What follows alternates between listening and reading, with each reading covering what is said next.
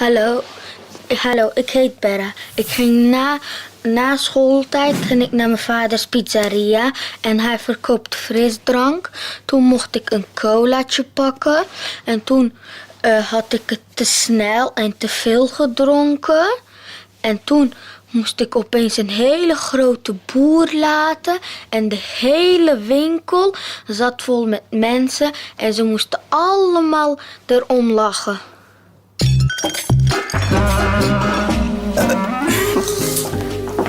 Zo, harde boer, dat is wel vies, hè? Ja, een harde boer, dat is wel vies. Maar wat is een boer eigenlijk? Boer is eigenlijk het geluid wat je maakt als lucht vanuit je maag via je slokdarm naar boven komt en uit je mond komt. Waar komt die lucht dan vandaan? En die lucht ontstaat doordat er bij de spijsvertering gassen ontstaan. Eigenlijk zoiets als scheetjes. Ja, het is wel dezelfde lucht, alleen zit die lucht al in je dikke darm. En komt het eruit als een scheet. En heeft wat je eet daar nog invloed op? Jazeker.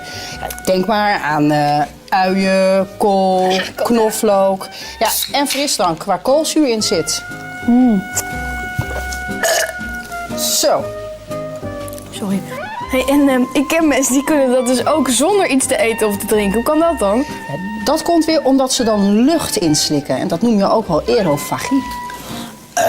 Eigenlijk is het dus gewoon heel chic, aerofagie.